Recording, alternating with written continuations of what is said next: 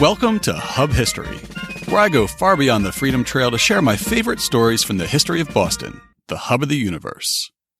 This is episode 141, Annexation and Perambulation. Hi, I'm Jake. This week, I'll be sharing clips from two classic Hub History episodes that are all about the boundaries of the city of Boston. First, we'll go back to a show that originally aired last January, and we'll learn why independent towns like Roxbury, Dorchester, and Charlestown were so eager to be annexed into the city of Boston in the mid to late 19th century. We'll also examine why Boston hasn't annexed any other municipalities since Hyde Park in 1912. Of course, once you make the boundaries of the city bigger by annexing your neighbors, you have to keep track of those new boundaries. So our second clip will be from a show that aired way back in September of 2017, about the ancient practice of perambulating the bounds. Since the 1650s, Massachusetts laws required towns to clearly mark their boundaries with other towns, and to send somebody out to walk the line and examine the markers every 5 years. But before we hear those classic stories, it's time for this week's Boston Book Club selection and my upcoming historical event. My pick for the Boston Book Club this week is an article written last summer by Adam Gaffin for his local news site Universal Hub. Under the title Stony Brook, Boston's Stygian River, he wrote an in-depth description of how an 1886 flood inspired the city to bury the Stony Brook. The mid-sized river originates in the high ground where West Roxbury, Hyde Park, and Roslindale all come together, and it once wound its way through Roxbury until it drained into the muddy river near its confluence with the Charles. The brook was so clean and clear that a series of breweries were founded in Roxbury to make beer with its delicious water. Eventually, however, too many factories discharged their waste into the river and it became polluted. As the watershed became heavily populated and industrialized, the Stony Brook's annual floods could no longer be tolerated. Using many wonderful historic maps and photos, Gaffin's article describes, quote, a decades-long project to create Boston's underground river, a 7.5-mile waterway on which the sun never shines. Throw in all the marshes that were filled and the tributaries that were also covered, and you end up with a project to rival the creation of the Back Bay, one that affected hundreds of acres of land from Hyde Park to the Charles River. He follows the historic route of the brook, describes the construction techniques used to build the massive scale tunnels that now carry it, and takes the reader on a virtual tour showing how to trace the route of the current underground river. The article hits a sweet spot between urban infrastructure and Boston history, and it sits well with this week's theme of 19th century development and expansion. We'll have a link in this week's show notes. And for the upcoming event this week, I'm featuring a special 30th anniversary screening of the movie Glory. When it was released in the summer of 1989, Glory became an instant hit and a critical darling, winning 3 Oscars and a host of other awards. The movie is a Civil War epic which focuses on the 54th Massachusetts Volunteer Infantry Regiment, which we've mentioned on the podcast many times. Starring Morgan Freeman, Denzel Washington, and Matthew Broderick, the film follows the all-black regiment and their white officers from their training in Reedville, the neighborhood where I live, to the battlefield at Fort Wagner, South Carolina. Roger Ebert's 1990 review summarizes the plot and one of the film's major criticisms quite nicely. Glory tells the story of the 54th Regiment largely through the eyes of Robert Gould Shaw, who in an early scene in the film is seen horrified and disoriented by the violence of the battlefield. Returned home to recover from wounds, he's recruited to lead a newly formed black regiment, and takes the job even though his enlightened abolitionist opinions still leave room for doubts about the capability of black troops. It's up to the troops themselves to convince him they can fight, and along the way, they also gently provide him with some insights into race and into human nature, a century before the flowering of the civil rights movement. Among the men who turn into natural leaders of the 54th are Trip, Denzel Washington, an escaped slave, and John Rawlins, Morgan Freeman, whose first scene in the film is a gravedigger who encounters the wounded Shaw on the field of battle. These men are proud to be soldiers, proud to wear the uniform, and also too proud to accept the racism they see all around them, as when a decision is made to play black troops less than white. Blacks march as far, bleed as much, and die as soon, they argue. Why should they be paid less for the same work? Shaw and his second-in-command Cabot Forbes eventually see the logic in this argument and join their men in refusing their paychecks. That action is a turning point for the 54th, fusing the officers and men together into a unit with mutual trust.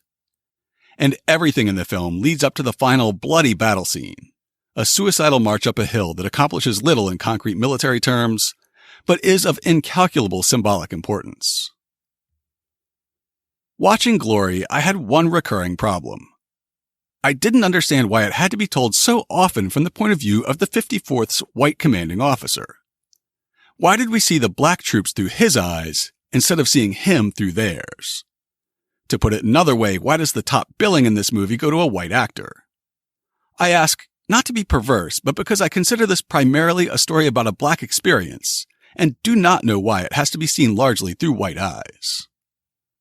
On July 21st and 24th, which are a Sunday and a Wednesday, the film will be screened at a handful of area theaters. It'll be shown in the Fenway and in Framingham, Revere, and Somerville. There are only 2 days of screenings, and there's only a single showtime in some of the towns, so you probably want to reserve tickets in advance. We'll have a link to the event page where you can buy tickets for any of the available screenings in this week's show notes. Before I continue with the show, I want to pause and say thank you to everyone who supports the show on Patreon. Your support means we can do things like subscribing to the Boston Globe Archives, and several recent episodes like Hooker Day, the Meigs Monorail, and the Fog Museum heist wouldn't have been nearly as thorough without that old news coverage. With your continuing support, there are other research databases we'd like to subscribe to. Plus, we've had a few listeners ask why they can't find Hub History on Spotify. Well, our current podcast feed host doesn't play nicely with Spotify. But if we get a few more sponsors, we may be able to switch to another host that does. If you'd like to help us reach those goals, you can support us for as little as $2 a month. To learn about our Amelia Earhart, Lewis Hayden, and Abigail Adams levels of support, go to patreon.com/hubhistory or visit hubhistory.com and click on the Support Us link. And thanks in advance. And now it's time for this week's main topic. Our first story focuses on an important era in Boston's history. In the latter half of the 19th century, Boston transformed itself from a town on a tiny peninsula to a sprawling city. In part, this was due to land making in the Back Bay and in South Boston, but the city gained a great amount of area by annexing its neighbors. The first was Roxbury, which joined the city of Boston on January 1st, 1868. Dorchester, Brighton, West Roxbury, and Charlestown would follow quickly. Hyde Park would join eventually, but other towns, like Cambridge and Brookline, would not do so. In the middle of the 19th century, there were two changes in Boston that led to a sort of suburban flight, similar to the white flight many cities witnessed after World War II. One was demographic, and the other was technological. It's hard to understate how different Boston looked before the 1840s. It was a small, densely populated city on a tiny, mitten-shaped peninsula. It was relatively homogeneous, with a population that was mostly English-descended, fairly well off, and almost universally Protestant. It was the old Yankee ideal. When the potato famine began in 1845, an enormous wave of Irish immigration washed over Boston, like most other East Coast cities. By the time of the 1850 census, Irish immigrants and their children made up about 60,000 out of Boston's population of 135,000. At the same time, railroads were being introduced throughout the region. In 1835, the first regional rail lines connected Boston with Worcester, Providence, and Lowell, and over the coming decades, the network filled in to include many smaller towns. Railroads offered commuted fares to short-distance passengers with no luggage, leading to the rise of the term commuter. By the 1850s, a web of horse-drawn streetcar tracks connected Boston to the surrounding towns. For the first time, it was easy to keep a business in Boston but make your home in another community. Because Yankee Boston held the new Irish-American residents of their city with utter disdain, the suburbs began to look increasingly attractive. Well into the latter half of the 19th century, many of the towns immediately surrounding Boston maintained a more rural character. On the one hand, moving from the hustle-bustle of Boston to the leafy quiet of Brookline or Roxbury could be a relief for a family worried about the corrupting influence of their Irish neighbors. On the other hand, Learning that your new hometown had muddy dirt streets, outhouses, and lacked an adequate supply of clean drinking water could be quite a rude surprise for a proper Yankee family. As Lawrence Kennedy said in his book, Planning the City Upon a Hill, no sooner did people move to the suburbs than they wanted to make the suburbs part of the city. Suburban voters wanted the city to provide services, but the city was at times reluctant to accept new expenses. Roxbury was the first city to petition to be allowed to join itself to the city of Boston. The state legislature took up their request in 1852, hearing arguments from both sides. The case laid out by supporters of annexation focused on the infrastructure benefits for Roxbury, saying that there is wanted an abundant supply of pure water without great cost, that in the upper part of the town we have to penetrate the rocks, and in the lower part it was impossible at any price to obtain pure water, that attempts to obtain artesian wells are abandoned, that we want common sewers, and that in order to drain Roxbury we must connect with the sewers of Boston, that we want better streets. The present condition of our streets is not good. That sidewalks are wanted, a general system, the Boston system, to compel persons to make sidewalks.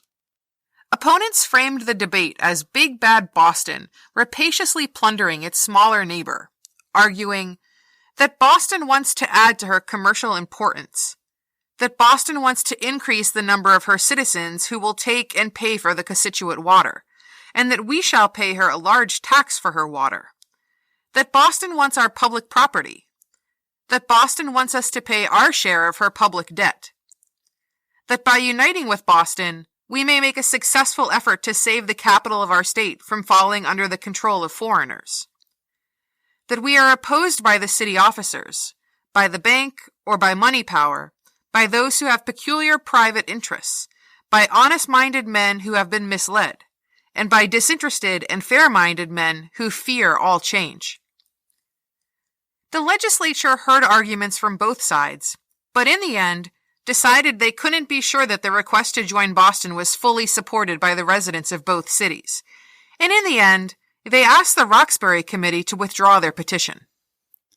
As you might have guessed from the fact that, spoiler alert, Roxbury is now a neighborhood in the city of Boston, this wasn't the last time the legislature heard arguments on the matter of annexing Roxbury to Boston. Bills to that effect were introduced in 1859, 1860, and 1865, but none of them got enough support to pass both houses. In 1866, the cities of Boston and Roxbury formed a joint commission to study the prospect of annexation. Their February 1867 final report said, "We are led by our investigation of this subject to the conviction that immediate annexation is equally important to Boston and Roxbury. We are satisfied that in all material respects, the two communities are nearly equal in the advantages which each offers to the other, and we believe that the welfare of both will be greatly promoted by the early consummation of annexation." Reading that, and seeing the cooperation between the communities, the legislature nearly passed a bill that May immediately absorbing Roxbury into Boston, but it was vetoed at the last minute by Governor Bullock. Do you ever wonder why the ceremony and parade celebrating Evacuation Day, when the British left Boston, is held in South Boston?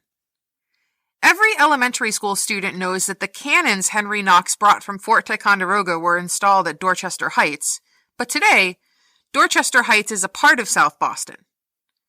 As the name suggests, Dorchester Heights was part of Dorchester Neck, which was, in turn, originally part of the independent town of Dorchester. From the time of settlement to the beginning of the 1800s, Dorchester Neck was sparsely populated. In 1800, there were 10 families living on the peninsula, and in 1803, a rumor started circulating that they had all sold their land to a West Indian planter who wanted to move to Boston. Soon, the truth was revealed. All 10 families had sold their farms to a syndicate of real estate speculators led by Harrison Gray Otis. Otis was the 1803 equivalent of a billionaire, and he was a prominent member of the Federalist Party. He was a former U.S. attorney and member of the state legislature, and he would eventually go on to become the Boston mayor and a U.S. senator.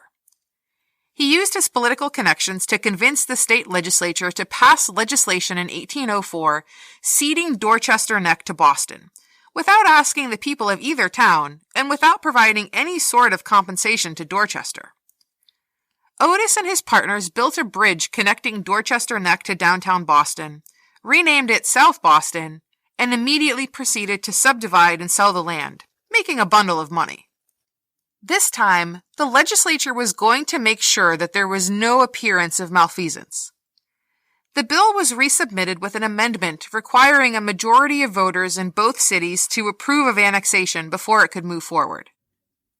It guarded against annexation, as one history of the city puts it, without consulting the people of a municipality which had had a corporate existence for 237 years as to their willingness to be absorbed by their greater neighbor, nor those of the city of Boston, who might be decidedly averse to undertaking jurisdiction over new territory and to assuming the Roxbury debt. This version of the bill passed through both houses and was signed by the governor within a few hours of being submitted. Now it was up to the voters.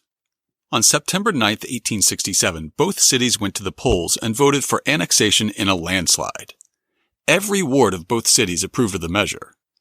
The residents of Roxbury voted in the affirmative by a 3-1 margin, and Boston went for annexation by over 4-1. The measure went into effect the next year, and on January 6, 1868, 150 years ago this Saturday, the independent city of Roxbury ceased to exist. While the debate over annexing Roxbury dragged on, Boston was expanding in other ways. Harrison Gray Otis and his partners had subdivided South Boston. As we heard in a recent episode, the city had filled in the mill pond that used to divide the north and west ends and built a new neighborhood.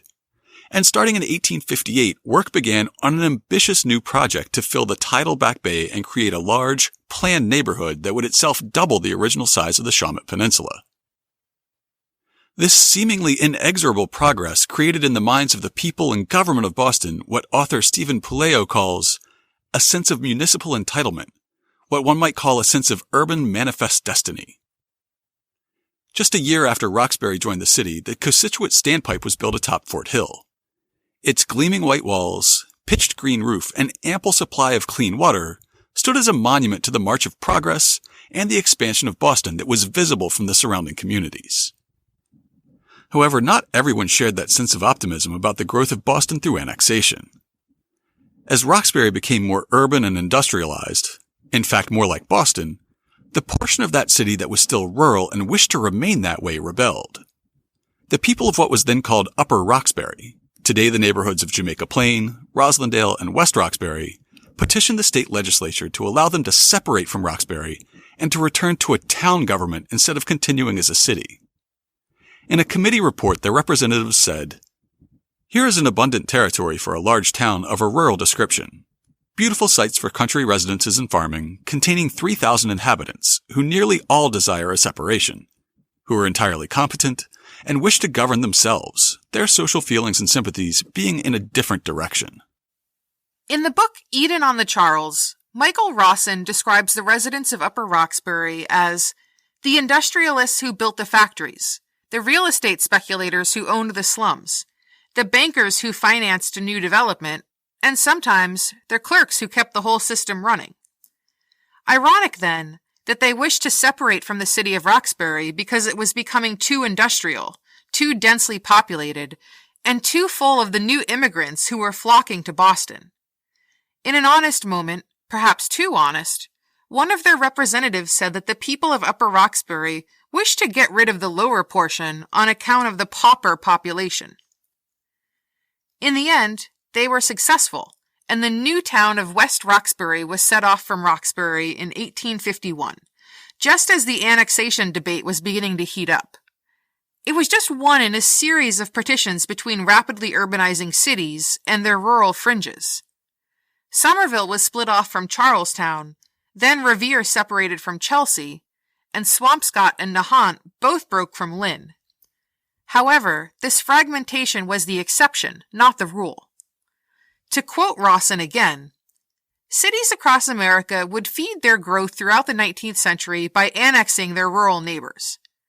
Annexation provided a way to recapture the wealth of former residents who had moved to surrounding communities, and it enabled cities to control areas that would someday house a portion of their populations. Some cities, like Detroit, nibbled slowly at their countrysides over many years.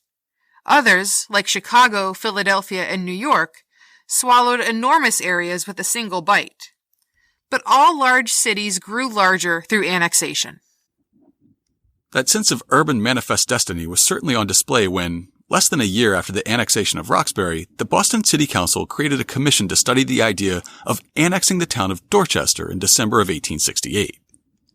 Unsurprisingly, given the triumphant attitude in Boston at the time, they concluded in early 1869, "The importance of retaining the industrial classes of our community within the city limits cannot be overestimated. An industrious, intelligent mechanic who has a family and is laboring to place his children in a better position than he has been able to attain is a most valuable man in any community. To retain such men, we must be able to give them land at moderate prices. They will always remain in the city if they can live as cheaply and comfortably as elsewhere, not only because the interests of their labor are here, but because of its better facilities of education, recreation, libraries, and other advantages which the metropolis affords." As far as the commission was concerned, the benefits to the city of Boston were clear. There were benefits in improving the harbor, in improving the street grid, in establishing new parks and cemeteries. But most of all, there were benefits to be had in demographics. Timely provision should be made for the acquisition of territory of large capacity, bordering closely upon the city, in the direction of movement of population, best adapted to our existing system of water distribution, drainage, etc., a territory which we shall have the power to shape at small expense for the healthful occupation of our increasing population. Dorchester seems to your commissioners to present these important requisites. This pitch didn't necessarily go over so well in Dorchester itself. Dorchester had a history just as long as Boston's, with both towns being founded in 1630. In 1869, the city of Dorchester was the second most populous municipality in the state, with almost as many residents as Boston. One opponent of annexation announced at a rally that the laboring men of Dorchester were a higher class than those of Boston, and another, feeding off the widespread resentment of Yankee New England toward recent immigrants, went as far as saying that the Irish of Boston would not make very desirable neighbors. After a very contentious debate on the topic, the question of annexation was put to a vote on June 4, 1869. The measure was wildly popular in Boston, passing with a 6-1 margin. In Dorchester, however, it came right down to the wire. In the end, annexation prevailed, but the measure only passed by a mere 202 votes. On January 3, 1870, the independent city of Dorchester was officially absorbed by the city of Boston, nearly doubling the size of the already combined Boston and Roxbury, and completely dwarfing the original landmass of the Shawmut Peninsula, where Boston began. As we've heard, the movement toward annexation had two major motivations. The old Yankee power base wanted to maintain control over a population that was increasingly made up of Catholic Irish immigrants. And the suburban towns surrounding Boston were scrambling to provide basic services for their growing populations. Boston now had access to the clean, plentiful water provided by the Costituent Reservoir in Natick. We had a sophisticated sewer system, and planning was underway for a major upgrade called the main drain that would unite all of the city's sewage lines and send our waste out into the harbor on the outgoing tide. And we had the Emerald Necklace system of parks. Our suburban neighbors looked on the city's advances jealously, but seemed powerless to institute such improvements themselves. The Costituent Reservoir and Aqueduct had been completed at tremendous expense, supported by the large tax base of the city. The main drain and the existing sewage system took a similar outlay of resources, while the public park system demanded a strong centralized planning authority. The towns surrounding Boston didn't have all the same advantages. Some, like West Roxbury, were quite wealthy, but lacked access to the natural resources it would have taken to implement a central water or sewer system. Others, like Charlestown, had access to the Mystic River for water and the harbor for disposing of sewage, but had no money with which to make improvements taking advantage of these resources. And all of the suburban towns suffered from a lack of central planning. At the time, there was no sense of wider metropolitan planning and development, so the only access to these resources was at the city level. Recognizing the growing need for broad, coordinated planning efforts between the urbanizing towns in Greater Boston, a state senator named J.S. Potter from Arlington introduced a bill in 1872 that would have annexed 15 surrounding cities and towns to Boston. He argued that this was necessary both to improve the quality of life in these smaller municipalities by providing public services, but also to ensure that the rural character of these outlying areas would maintain the moral fiber of the growing city. Wherever a family has a grapevine or owns and cultivates a flower bed, there a voter is sure to be found who cannot be properly enumerated among those who belong to what are termed the dangerous classes, he said. The legislature entertained the measure, but in the end they set goals that were not quite so lofty. Rather than 15 cities and towns, the bill that passed through committee proposed annexing 4 of Boston's immediate neighbors: Brighton, Brookline, West Roxbury, and Charlestown. All of them had earlier split off from other towns: Brighton from Cambridge, West Roxbury from Roxbury, Charlestown from Somerville, and Brookline from Boston itself in 1705. The annexation debate would play out in very different ways in these different towns. Charlestown and West Roxbury were in desperate need of the city services Boston could provide. West Roxbury had shed much of the rural chauvinism that had driven it to separate from Roxbury, while Charlestown had gone as far as electing a mayor who campaigned on an explicitly pro-annexation platform. Brighton and Brookline were each situated somewhat differently. Brighton's main industry at that time was livestock and meat. For reasons that we'll explore in another episode one of these days, it was our own little Wild West, with stockyards, drovers, saloons, and regular cattle drives through the streets. Starting in the early 1870s, the local livestock market took a sudden nosedive. On the one hand, the refrigerated train car had just been invented, making it much more economical to slaughter cows and pack meat nearer to the ranches of the Midwest. And on the other hand, the state had gotten sick of Brighton's meat industry acting as a bad neighbor to the surrounding communities. The stockyards were full of manure, while the slaughterhouses discharged a foul stench into the air and a disgusting mix of offal into the Charles River. A new state board of health stepped in and shut down many of the slaughterhouses and forced others to consolidate. This left a town with a cleaner reputation, with large tracts of land suddenly available for development. Brookline in the same era had maintained the rural, wealthy sensibilities that the founders of West Roxbury had hoped to instill. At this time, it claimed to be the wealthiest town in Massachusetts, with gently winding lanes connecting the town's large estates and their manor houses. Having read the writing on the wall when the annexation debate started in the early 1850s, the town of Brookline worked furiously to provide the public services on its own that were driving other towns into the welcoming arms of Boston. It already had omnibus service, a branch railroad, and a growing street railway network to serve the commuter class who called the town home. By the end of the 1850s, according to Rawson, Brookline had one of the best school systems and public libraries outside of Boston, and gaslights illuminated the streets of its most settled areas. By the 1870s, the town had established a full-time police force, completed its own waterworks, and begun a large-scale system of sewers. It even enjoyed limited telephone service. An election was held to decide the fate of these 4 towns on October 7, 1873. As an article published in the Boston Pilot 3 days before the election makes clear, success was widely predicted. Judging from the opinions of the press of Boston and vicinity, the annexation of Brighton, Brookline, Charlestown, and West Roxbury is looked upon as inevitable. The voters of Boston approved all 4 annexations. Charlestown and West Roxbury passed theirs, and in Brighton, more than 80% voted in favor of annexation. However, in Brookline, the measure failed. Voters turned out against it by a measure of more than 4-1 against. At the insistence of the legislature, Brookline went back to the polls to defeat annexation in 1875 and again in 1876. It hadn't been a fluke or a misunderstanding. The town of Brookline was not interested in joining Boston. The arguments that Brookline needed to join Boston to receive public services had fallen on deaf ears. Nobody knew it at the time, but Brookline's rejection of annexation would prove to be the high watermark of urban consolidation nationally. Kenneth Jackson says in the book Crabgrass Frontier, after Brookline spurned Boston, virtually every other eastern and middle western city was rebuffed by wealthy and independent suburbs.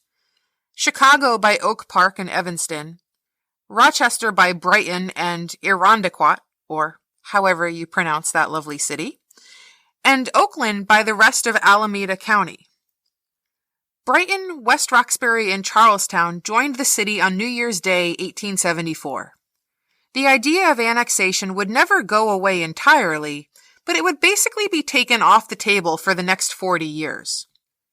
In the meantime, the problem of public services began to be tackled at a regional level, lessening the need for suburbs to join themselves to the city of Boston in order to get access to resources and centralized planning. The legislature created a new body called the Metropolitan Sewage Commission in 1889 to manage drainage across Boston and its suburbs. In 1893, they created a Metropolitan Parks Commission to do the same thing with parklands, beginning with the Middlesex Fells and the Blue Hills. And finally, in 1895, the Metropolitan Water Board began extending municipal water supplies to communities as much as 10 miles outside of Boston. So by the end of the 19th century, the problems of fresh water, open space, and sanitary sewers were being dealt with on a regional basis, rather than driving independent towns to annex themselves to Boston. Still, the dream of a city encompassing the entire region didn't go away. For a time, the Yankee Republican Party pushed for consolidation in hopes that their suburban voting power would outweigh the immigrant Irish Democrats in the city, giving control of Boston back to the Brahmin class. Years later, when it was clear that the balance of power had shifted firmly in the other direction, Mayor Honey Fitzgerald, JFK's grandfather, pushed a plan for urban consolidation starting in 1905. Under the moniker Boston 1915, it argued that 40 towns should be annexed, from Salem to Cohasset, and almost as far west as Worcester. While city and state politicians were arguing about the Boston 1915 plan, a more modest proposal passed the legislature. Rather than having been initiated by political bosses in Boston, or dreamed up by urban planning fanatics in the state legislature, this one was championed by the people of the town that would be annexed. In episode 59 about the Mother Brook, we talked a little bit about how Hyde Park was created in 1868 out of pieces of Dorchester, Milton, and Dedham.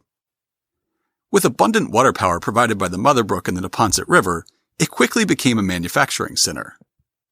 The population grew from 1,500 to 15,000 in the 25 years leading up to annexation, as Italian, Irish, and Jewish immigrants streamed in to work in the mills.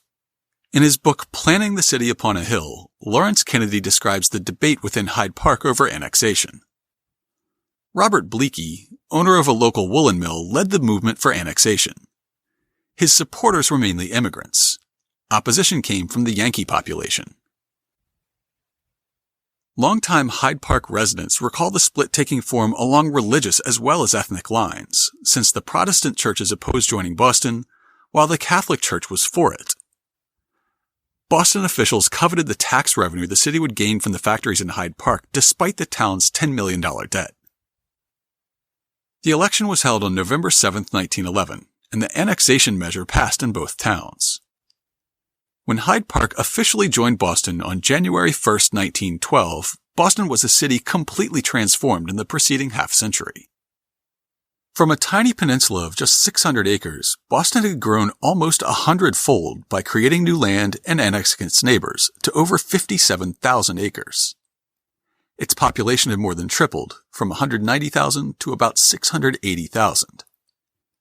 Still, the question of annexation never got this far again. In 1912, Representative Daniel Kiley took a slightly scaled-back version of Honey Fitz's Boston 1915 plan before the legislature. The New York Times reported that his bill provides outright for the merging of all cities and towns coming within a 10-mile radius of the State House into a new city with an estimated population of 1.5 million. The bill would add to the present city the cities of Cambridge, Chelsea, Everett, Lynn, Malden, Medford, Melrose, Newton, Quincy, Somerville, Waltham, and Woburn, and the towns of Arlington, Belmont, Braintree, Brookline, Canton, Dedham, Hingham, Hull, Lexington, Milton, Nahant, Needham, Revere, Saugus, Stoneham, Wakefield, Wellesley, Weymouth, Winchester, and Winthrop. Needless to say, that bill failed. It would be the last time annexation was seriously considered by the city of Boston, but the idea rears its head from time to time. In 1991, the city of Chelsea went bankrupt, closing its schools and cutting police and fire services. Despite nearly $10 million of municipal debt, voters would not approve a tax increase to meet the shortfall. It was the first time since the Great Depression that a Massachusetts municipality had gone bankrupt, and there was a short period where nobody knew what the next step would be for the town. On September 12th, the New York Times reported, "Earlier this week, Boston's Mayor Raymond L. Flynn offered to annex Chelsea if its residents wanted to join its vastly larger neighbor. Boston's leaders had previously expressed opposition to taking over Chelsea and inheriting its fiscal and political troubles.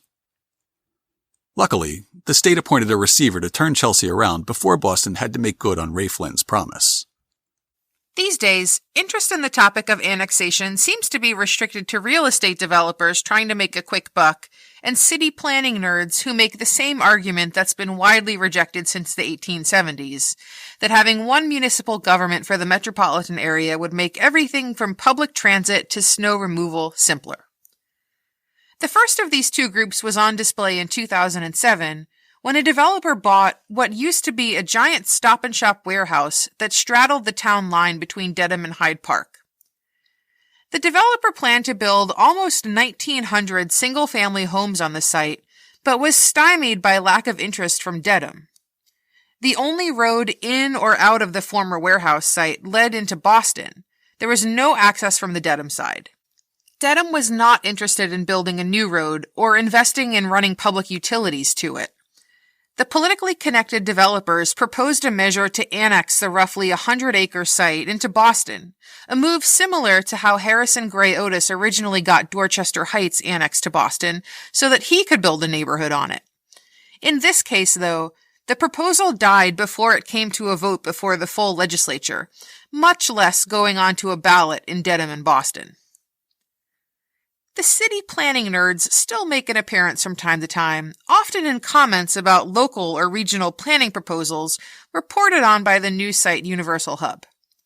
Sometimes they take a page directly from Honey Fitzgerald's Boston 1915 plan, as was the case in an article published in Boston Magazine in 2013. Under the headline, Annex Brookline, it announced a plan to promote growth, expand our horizons, vanquish our neighbors, and restore our rightful place as the hub of the universe. The author proposed annexing Brookline, Cambridge, Chelsea, Everett, Malden, Quincy, Somerville, Arlington, Medford, Belmont, Watertown, and Milton, saying that it would result in a Boston with a pleasingly rotund shape and a population exceeding 1.25 million people, displacing Dallas as the 9th largest U.S. city. The article was meant to be tongue-in-cheek, and luckily, it seems that nobody in a position of power read it or took it seriously. We haven't heard much about annexing everything inside of 128 since then. Next up, let's take a look at one of the oldest laws that's still on the books in Massachusetts. Since the 1650s, towns in our Commonwealth have had a responsibility to mark and measure their boundaries every few years. Despite advances in technology, this practice meant that someone had to go out and perambulate the bounds of the city, or walk the town lines, for about 330 years. Does that sound fun? I think it has been a pretty good time for many generations of selectmen and city councilors. So why did Boston stop perambulating its bounds? A box of pictures from the city archives shows two well-dressed men in derby hats.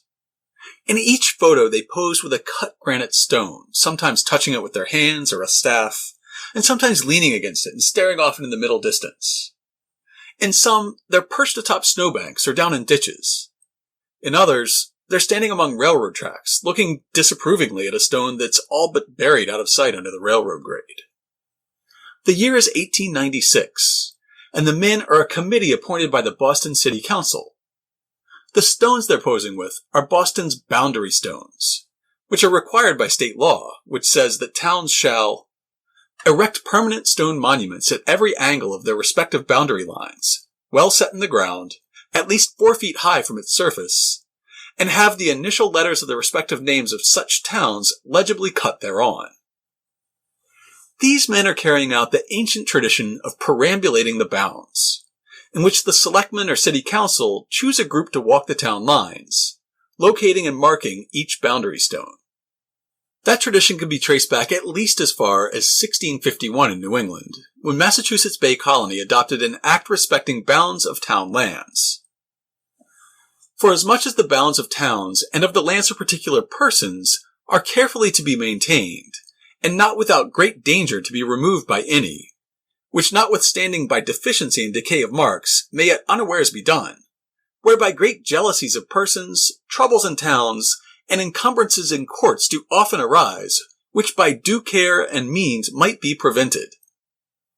It is therefore ordered by this court and by the authority thereof, that every town shall set out their bounds within 12 months after their bounds are granted, and that when their grounds are once set out, once in 3 years, 3 or more persons of a town, appointed by the selectmen, shall appoint with the adjacent towns to go the bounds betwixt their said towns and renew their marks, which marks shall be a great heap of stones, or a trench of 6 feet long, and 2 feet broad, the most ancient town to give notice of the time and place of the meeting for this perambulation, which time shall be in the 1st or 2nd month, upon pain of £5 for every town that shall neglect the same.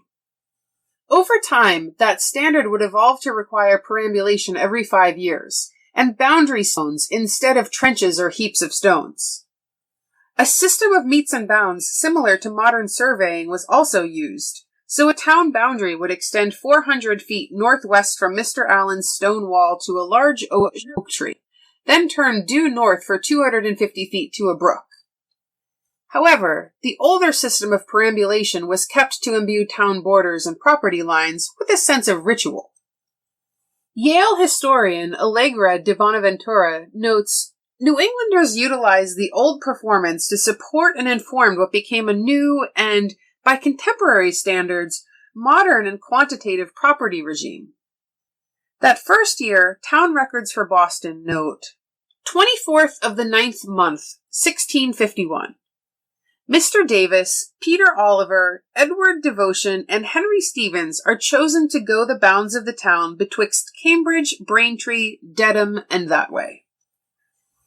Bonaventura notes the importance of creating formal boundaries of towns and farms in the minds of early English colonists. Ordinary New Englanders compelled this legal and symbolic transformation from wilderness to property, not simply by writing it into statutes or deeds, pleading it before magistrates at court, or even in idle musings over a rum or a neighbor's fence. They enacted the change, scoring it deeply into trees and stumps, heaving it onto mounds of native stones, and, of course, by stamping out its lines with the soles of their feet.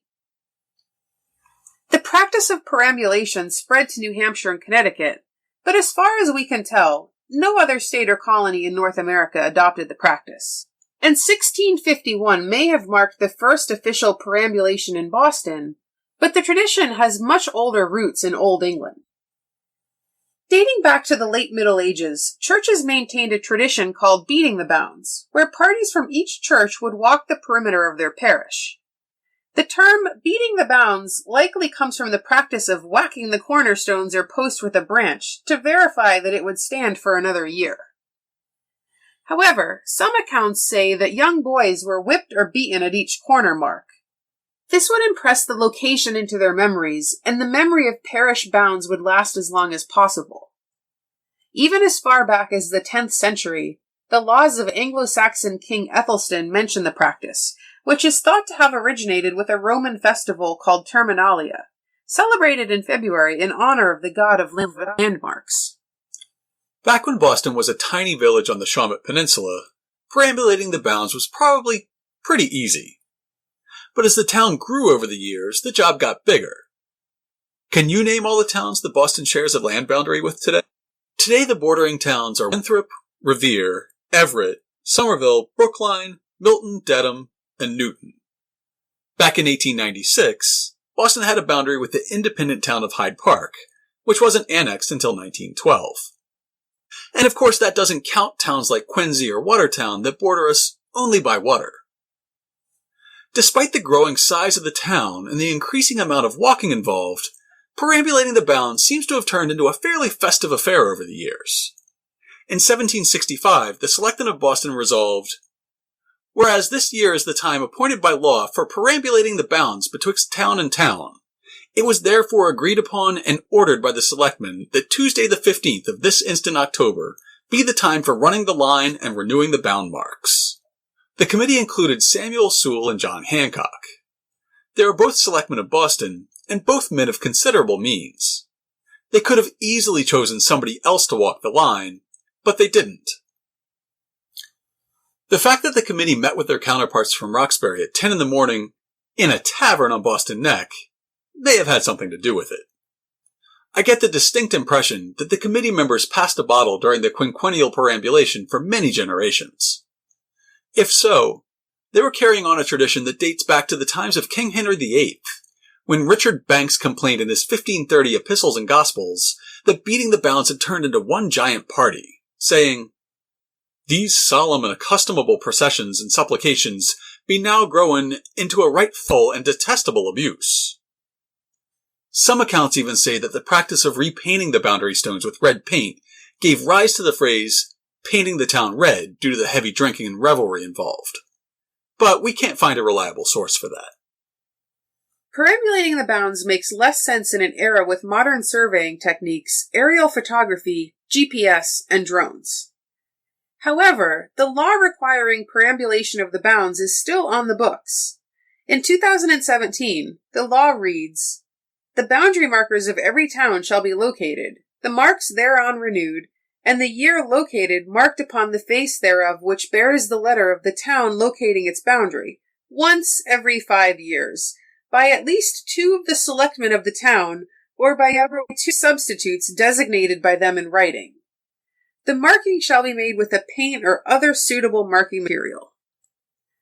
The proceedings shall be recorded with the town clerk and the board of selectmen of the town in writing, signed under penalty of perjury, setting forth which boundary marks were located, and those which were not located.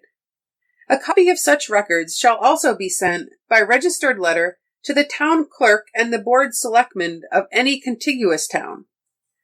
A selectman who refuses or neglects to perform any duty required of him by the 2 preceding sections shall forfeit $20.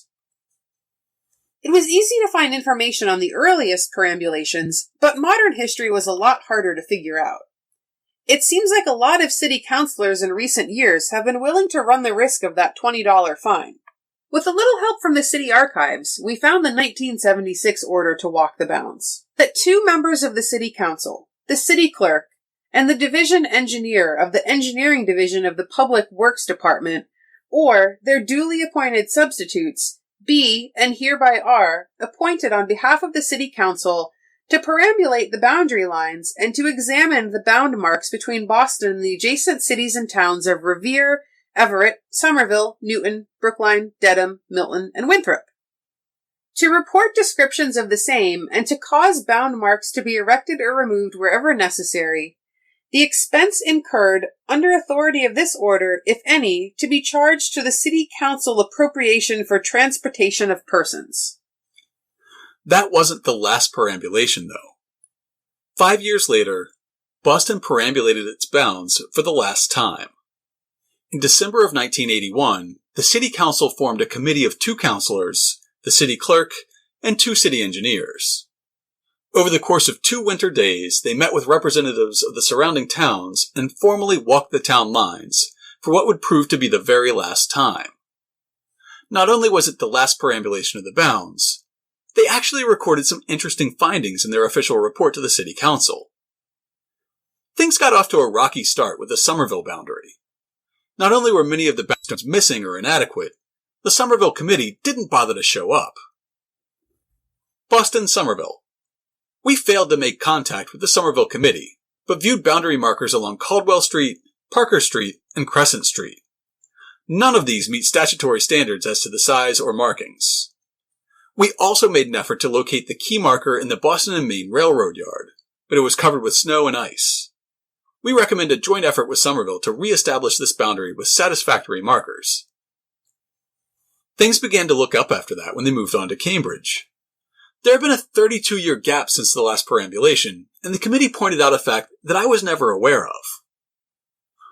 Although we were advised that Boston has not met with Cambridge since 1949, there is in fact a land boundary between the two cities, in the Federal Liquor Complex by the viaduct near the Gilmore Bridge, caused by an ancient shift in the course of the Charles River. We viewed this entire area. The Boston territory is essentially occupied at present by the Federal GSA motor pool. The boundary is unmarked. If it were to be properly marked, at least 3 granite markers should be installed after survey. Since there is no tax yield to Boston, and the utility companies have raised objections to servicing the area in its present configuration, we recommend transferring it to Cambridge and restoring the midpoint of the Charles as the boundary. The topography around Gilmore Bridge has changed a lot thanks to the Big Dig, but it looks like there is still a land boundary between Cambridge and Boston there, and possibly in the nearby North Point Park.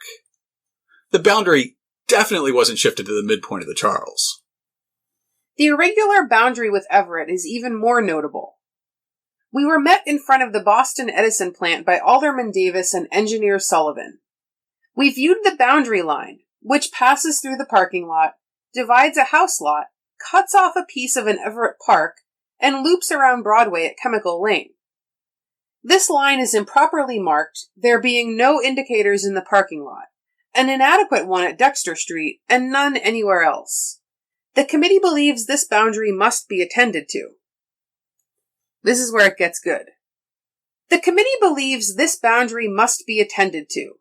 If it is to remain as is, we recommend a resurvey and installation of one or several flat rosettes in the parking lot, proper granite markers at Dexter Street and Chemical Lane, and one more where the boundary meets the Mystic River.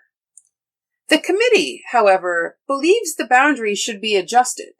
It is a throwback to colonial days and appears to result from an ancient ferry whose proprietors arranged to add a piece of the Everett shore to Boston in order to have both termini in the same town. The present configuration forces Boston to cross the Malden Bridge and plow and clear nearly half a mile of what everyone believes is an Everett city street. The tax yield to Boston is not substantial and is apparently balanced by the cost of the services we provide. We recommend a petition to the General Court ceding this salient to Everett, along with half the responsibility for the Malden Bridge. A proposed form of petition is attached to this report.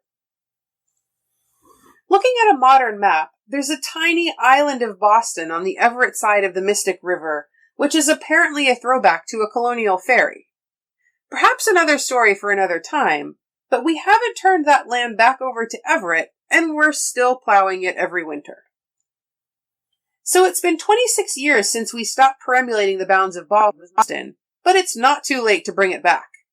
Council President Wu, if you're listening, we are more than happy to serve as your committee for the 2017 perambulation of the bounds. You buy the drinks, and we'll even do it pro bono. Big thanks this week to Marta Crilly, Research and Outreach Archivist for the City of Boston. Marta was very quickly able to determine that the last perambulation took place in 1981, and she dug up the 1981 City Council report for us. Thanks also to Adam Gaffin of the Boston news site Universal Hub. His 2012 article on perambulating the bounds was the first time we'd heard about the practice. To learn more about perambulating the bounds or Boston's history of annexing its neighbors, check out this week's show notes at hubhistory.com/141. We'll have all the links, maps, and images that you need to make sense of both these stories. And of course, we'll have links to information about our upcoming event and the Stony Brook article, this week's Boston Book Club pick. If you'd like to get in touch with us, you can email us at podcast@hubhistory.com. You can call and leave a voicemail at 617-383-9255, and we'd love to play your message on the show. We are Hub History on Twitter, Facebook, and Instagram. Or go to hubhistory.com and click on the Contact Us link. While you're on the site, hit the subscribe link and be sure that you never miss an episode. If you subscribe on Apple Podcasts, please consider writing us a brief review. It's one of the best ways to help new listeners discover the show. That's all for now. We'll be back next time to talk about an incident in 1989 when a disgruntled Vietnam vet and postal worker murdered his wife, stole a small plane, and then flew around shooting up downtown Boston with an AK-47.